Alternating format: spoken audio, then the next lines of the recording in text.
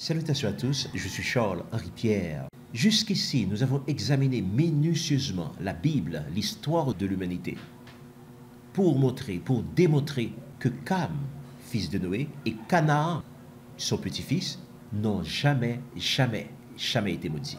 Dans la réalité, dans le quotidien des faits, dans les éditions précédentes, sur la malédiction de Canaan, il convient de noter que Sem, c'est-à-dire la postérité de Sem, est divinement bénie.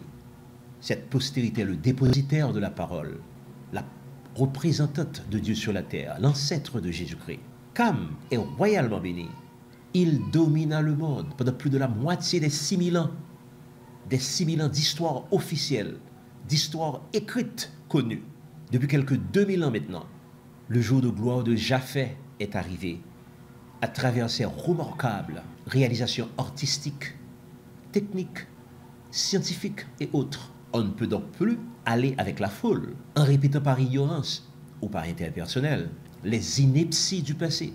C'est en effet une attitude qui devient de plus en plus délicate à accepter, car elle ne fait pas honneur à la vérité des faits. Mais un problème de taille demeure. Genèse 9, 25-27 a tout de même déclaré, et nous lisons, « Maudit soit Canaan, qu'il soit l'esclave des esclaves de ses frères. » Il dit encore, « Béni soit l'Éternel, Dieu de Sem, et que Canaan soit leur esclave. » Verset 27, « Que Dieu étende les possessions de Japheth, qu'il habite dans les tentes de Sem, et que Canaan soit leur esclave. » Noé vécut après le déluge 350 ans. Fin de citation. Puisque maintenant Canaan et sa progéniture n'ont jamais été réduits en esclavage, selon ce que nous venons de voir, de quel Canaan parle-t-on dans Genèse 9, 25? Un bref survol des textes bibliques permet d'identifier 3 Canaan. Il y a d'abord le petit-fils de Noé, Genèse 9, 18. Nous venons de voir qu'il n'a jamais été question de lui.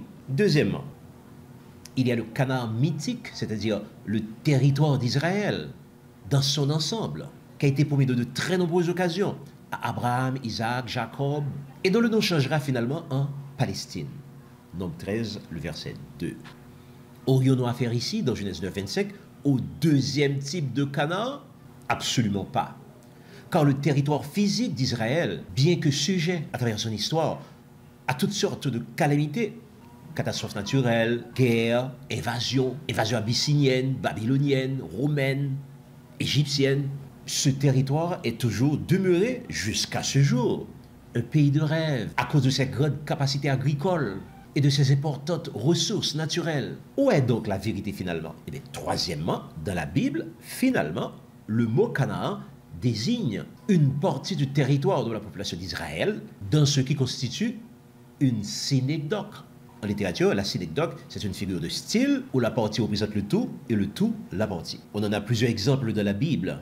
On peut citer ainsi Sion, qui normalement est une montagne ou une forteresse de Jérusalem, mais lorsque nous allons dans Isaïe 1, 8, il représente le peuple de Dieu. Par exemple, Sion sera sauvé par la justice. On peut citer aussi l'exemple d'Éphraïm, qui normalement est le fils cadet de Joseph. Mais dans une trentaine de fois, le mot Éphraïm désigne la totalité du royaume du nord d'Israël, notamment dans Osée 5, 12, 14 et dans Osée 6, 4. On pourrait citer aussi l'exemple de l'Éthiopie, qui normalement désigne un pays d'Afrique orientale, mais dans le psaume 68, 32, il désigne des croyants semblables aux Éthiopiens. On commence à comprendre maintenant que le mot Canaan, de Genèse 9, 25, est une synecdoque, c'est-à-dire une figure de style. Déjà dans Jérémie 3, le Seigneur se plaignait ainsi de l'attitude de Juda comparativement à celle de sa sœur du royaume du Nord, désignée parfois sous le nom de royaume d'Israël. Voici ce que nous lisons. Par sa criante débauche, Israël a souillé le pays. Elle a commis un adultère avec la pierre et le bois. Malgré tout cela, la perfide Juda, sa sœur, n'est pas revenue à moi de tout son cœur. C'est avec fausseté qu'elle l'a fait, dit l'Éternel. L'Éternel me dit, l'infidèle Israël paraît innocente en comparaison de la perfide Juda. Jérémie 3, 9, 11. À ce problème majeur, à cette apostasie suprême de Juda, il convient d'ajouter un contentieux important en relation avec Joseph et un autre en relation avec le Seigneur Jésus-Christ lui-même. Pour vider ces deux contentieux, des mesures exceptionnelles et exemplaires seront prises à la face du monde pour tracer un exemple sur Juda, qui seul habitait Canaan à l'époque de Jésus-Christ évidemment. Les Israélites du royaume du Nord ayant été déportés en Assyrie en 721-722 et leur place occupée par les Samaritains. Cet événement d'une proportion énorme, c'est-à-dire la malédiction de Juda, connue aussi dans la Bible sous le nom de malédiction de Canaan, revêt une telle importance aux yeux de Dieu que la Bible y fait allusion de Genèse à l'Apocalypse.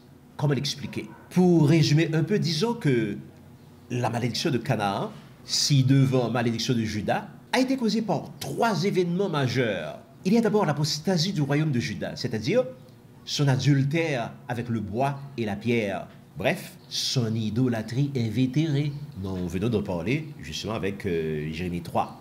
Deuxièmement, il y a le contentieux avec Joseph qui n'avait jamais encore été vidé. Il y a finalement le contentieux avec le Seigneur Jésus-Christ lui-même, qui lui aussi n'était pas encore réglé avec la postérité de Juda. Mais commençons avec le contentieux de Joseph. Il convient de noter que parmi les 12 fils de Jacob, 2 ont été spécialement honorés par Dieu. Il s'agit bien de Juda et de Joseph. 1 Chronique 5:2 rapporte que Juda fut, à la vérité, puissant parmi ses frères, et de lui est issu un prince. Mais le droit d'aînesse est à Joseph. C'est bizarre, car en Israël, le droit d'aînesse appartient de fait à l'aîné de la famille. En l'occurrence, chez Jacob, à Ruben. Malheureusement, selon ce que rapporte Genèse 35:22, Ruben est monté sur la couche de son père, ce qui lui a fait perdre son droit d'aînesse. Normalement, ce droit aurait dû échoir à son frère Siméon, ensuite à Lévi. Mais les 2 ont fait preuve d'une rare violence, en passant par l'épée tous les hommes de village à la suite du viol de leur sœur Dina. Les 2, Siméon et Lévi, perdaient ainsi le droit de succéder à Ruben.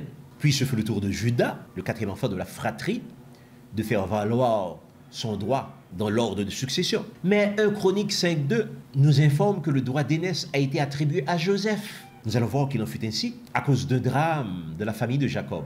Entre Juda, le 4e enfant de la famille, et Joseph, l'avant-dernier, les relations n'étaient pas du tout cordiales, comme on pouvait s'y attendre dans les familles polygamiques. Jacob, en effet, avait des enfants de 4 lits, de Léa, de Bila, de Zilpa et de Rachel. Mais étant donné que c'est Rachel qu'il aimait vraiment, qu'il avait séduit, les enfants de Rachel, en l'occurrence Joseph et Benjamin, avaient sa préférence sur tous les autres. Il en résulta des sentiments négatifs comme la jalousie, les rivalités, les querelles, les haines, des sentiments qui pouvaient aller jusqu'au meurtre et qui empoisonnaient l'atmosphère de la famille de Jacob.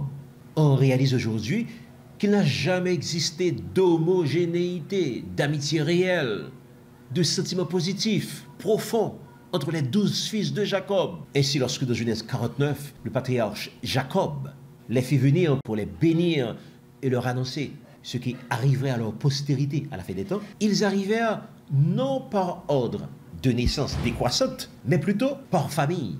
Lorsqu'on observe le texte, on se rend compte qu'il y a eu d'abord le groupe de Léa, Ruben, Siméon, Lévi, Judas, Zabulon et Issachar. Puis s'avança le groupe de Bila, Dan, Nephtali, qui semble avoir été un petit peu en retard. On a eu droit ensuite au groupe de Zilpa, Gad, Aser, pour terminer avec le groupe bien-aimé de Rachel, Joseph et Benjamin. Un exemple tiré de Juge 1er montre que Judas fut le premier à être invité par l'Éternel de livrer bataille pour libérer le territoire qui lui était imparti. Il choisit dans son groupe le groupe de Léa, il choisit Siméon. L'ordre de présentation de Genèse 49 donne donc une idée du climat qui régnait dans la famille de Jacob et par extension dans les 12 tribus d'Israël. Cela nous permet aussi de comprendre pourquoi le Seigneur a toujours donné comme modèle la famille monogame de Genèse 2:24 et de 1 Corinthiens 7. Famille plus forte, plus unie, plus à même de faire preuve d'amour, de pardon, de compassion, de sacrifice, d'abnégation, de solidarité. Toujours est-il que dans la famille de Jacob, la paix, l'union, l'amour, la solidarité n'étaient pas au rendez-vous. Jaloux de Joseph, qui jouissait de la préférence de son père, ses frères concoctèrent l'idée d'en finir avec lui. Ils le jetèrent d'abord dans un puits sec, puis, après l'intervention de Judas, sur l'injonction de ce dernier, ils décidèrent de le vendre comme esclave à des marchands, tenez-vous bien, à des marchands ismaélites. C'est important de le souligner. Voilà donc celui que le ciel élèvera au rang de patriarche, car Joseph est le père de deux demi-tribus, Éphraïm et Manassé. Voilà donc un patriarche d'Israël, Joseph, qui a été vendu comme esclave par un autre patriarche, Judas, pour des raisons que personne ne connaît. Finalement, selon ce que nous voyons dans le texte, Joseph sera revendu à Potiphar, officier de Pharaon. En effet, malgré qu'il ait perdu le doigt d'aînesse, à cause de son mauvais comportement à l'égard de Joseph, Judas a pu garder, en effet, la primauté sur ses frères. Aujourd'hui, les descendants des différentes tribus d'Israël se disent juifs, c'est-à-dire descendants de Judas, malgré leur appartenance réelle à leurs tribus respectives. Mais quelle a été l'attitude de Joseph lorsque devenu premier ministre d'Égypte, lorsque ses frères, qui ne le reconnurent point, vinrent se présenter devant lui pour acheter de la nourriture? Dans un premier temps, il leur parla durement, ce qui fait penser qu'il gardait contre eux une certaine rancœur. Mais finalement, Joseph rentra dans une chambre et pleura tout son soûl. Puis il revint vers eux et s'identifia. On devine l'émotion qui les ravagea quand ils réalisèrent que l'homme qui se tenait devant eux n'est ni plus ni moins que celui qu'ils avaient maltraité et qui était devenu l'homme le plus puissant d'Égypte, après Pharaon. Mais Joseph leur dit, n'ayez pas peur. Tout ce qui est arrivé, c'est Dieu qui l'a voulu ainsi. Puis il leur tendit la main. Au lieu de se venger en devenant leur ennemi, il fit plutôt preuve de bienveillance envers eux. Il leur donna à boire, il leur donna à manger, il les aida à trouver des terres parmi les plus fertiles d'Égypte. Bref, Joseph fut un type de Christ avant la lettre. Cependant, si Joseph a pardonné, quelle serait la décision du ciel face à cette ignominie qui a été commise en Israël? Juste avant d'en parler, il importe de rapporter le deuxième contentieux que Judas, ou si l'on préfère ses descendants, avait avec le Seigneur Jésus lui-même. Rappelons qu'à ce moment-là, cette moitié de la nation d'Israël, le homme de Juda, était constituée de fils de Sem qui faisaient face à des menaces terribles de la part de l'Éternel, pour avoir transgressé ses lois, ses ordonnances, ses commandements, ses préceptes, pour avoir rompu l'alliance éternelle. Isaïe 24, le verset 5, Lévitique 27. Face à cette apostasie généralisée du royaume d'Israël, Psaume 106 résumait ainsi les sentiments de l'Éternel. La colère de l'Éternel s'enflamma contre son peuple. Il prit en horreur son héritage. Psaume 106, le verset 40. Et comme nous l'avons dit précédemment, il y avait plus. Jean Ier mentionne que la lumière est venue dans le monde et le monde ne l'a point reçue. Il convient de rappeler qu'en ce temps-là, lorsqu'arriva Christ, le royaume de Juda était le seul présent de la nation d'Israël. Le royaume du Nord avait été déporté en Assyrie depuis 721 avant Jésus-Christ et remplacé par les Samaritains et des résidus du royaume d'Israël. Le petit Noé de ses disciples mis à part, Jésus a été rejeté par les officiels du temple, savoir les scribes, les sacrificateurs, les pharisiens, les zélotes, les lévites, les sadducéens. Il a été rejeté aussi par la population tout entière, au point qu'au jugement du Seigneur sur le chemin de la croix, la population avait clairement manifesté son choix en guise de réponse à Pilate qui voulait relâcher Jésus pour la circonstance. En échange de Barabbas, un bandit notoire, un assassin, un rebelle, les Juifs de Jérusalem s'étaient écriés haut et fort, « Donnez-nous Barabbas, crucifiez-le, que son sang retombe sur nous et sur nos enfants !» Après cette déclaration combien malheureuse des Juifs du royaume de Juda, le seul présent dans le pays de Canaan, à ce moment-là, à la suite du contentieux avec Joseph, les jeux étaient faits pour Juda. La coupe était pleine. La réponse du ciel éclata dans Genèse 9, 25.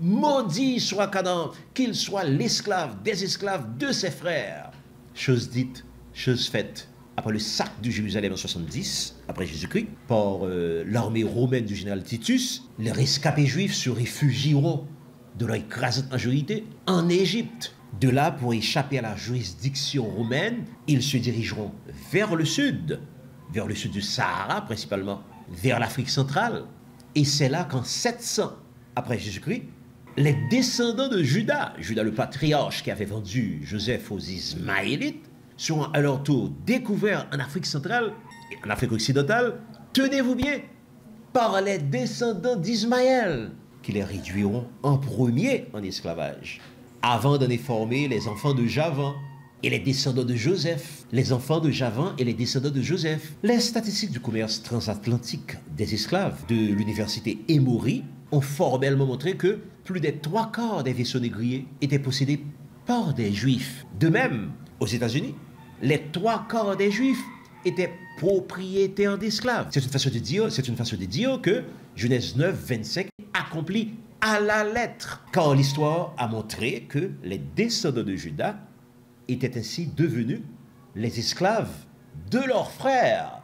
En d'autres termes, de même que le patriarche Joseph a été réduit en esclavage par le patriarche Juda, après avoir été vendu aux Ismaélites, de même, les enfants de Joseph ont vendu les enfants de Juda comme esclaves après que ces derniers eurent été découverts par les descendants du même Ismaël. Comme quoi, qui frappe par l'épée doit périr par l'épée. Donc, qu'excluse. Mais il y a plus. Au jugement de Jésus-Christ sur le chemin de la croix, la population de Jérusalem s'était écriée « Donnez-nous Barabbas, crucifiez-le », etc. À ceci, le ciel a répondu discrètement, mais factuellement. Ils préfèrent Barabbas, ils auront Barabbas. Ils préfèrent Barabbas, ils auront Barabbas. Depuis lors, dans les pays habités par les anciens esclaves juifs, les hommes de bien les virent bonus, éprouvent les plus grandes peines du monde pour se maintenir au pouvoir. C'est ce qu'il convient d'appeler le syndrome de Barabbas. Mais juste une petite anecdote pour pallier à la perte de la mémoire qui s'observe comme prévu chez la majorité des descendants de Juda, à la majorité des descendants de Juda en Haïti. Il existe en effet une relation étroite, voire intime, entre le judaïsme et le vaudou. En effet, sur Haïti tout entière, le principal jour de célébration des raras du vaudou est, tenez-vous bien, le vendredi saint, et non pas le quelconque des 51 autres vendredis du calendrier. Comment cela se fait-il? Comment comprendre que dans le rara haïtien, selon Taïno Noël, dans la rubrique Yonti causé sur rara, petite causerie sur le rara, diffusée sur Radio Kiskeya en Haïti, à 3h55, une quinzaine de jours avant les Pâques de l'année 2016. Il existe donc, selon Taïno Noël, dans le rara haïtien, quelqu'un qui joue le rôle de Jésus-Christ et d'autres qui se font passer pour juifs. Dans certains endroits d'Haïti, celui qui joue le rôle de Jésus-Christ dans le rara est sévèrement fouetté après avoir reçu un analgésique, un calmant, pour qu'il ne ressente pas les coups. Il existe donc de nombreuses connexions qui persistent jusqu'à aujourd'hui entre le judaïsme et le vaudou. Cela permet aussi de comprendre la situation socio-économique précaire qui persiste dans certains pays où s'observe le syndrome de Barabbas. Pour comprendre la situation de ces pays-là, il ne suffit pas de regarder à terre, il convient aussi de lever le regard vers le ciel, mais il existe quand même une lueur d'espoir pour Juda. Dans Genèse 15-13, l'Éternel avait déclaré à Abraham, « Sache bien que tes descendants seront étrangers dans un pays qui ne sera pas le leur. Ils y seront asservis et on les opprimera pendant 400 ans. » Aujourd'hui, les 400 ans sont terminés. Comment? Cela pourra faire l'objet d'une prochaine édition. En attendant, les descendants de Juda peuvent espérer désormais vivre une vie normale en attendant la bienheureuse espérance de la manifestation de notre grand Dieu et Sauveur Jésus-Christ. Ce sera alors une réhabilitation totale, une réhabilitation complète qui sera davantage bénie qu'avant sa chute. En attendant, les descendants de Juda ne doivent plus se laisser berner par toutes sortes d'exégètes, d'interprètes de la Bible, qui rapportent n'importe quoi afin de satisfaire toutes sortes d'intérêts sordides. C'est le cas de dire, avec l'évangile de Jean, vous connaîtrez la vérité et la vérité vous affranchira. Que Dieu vous bénisse.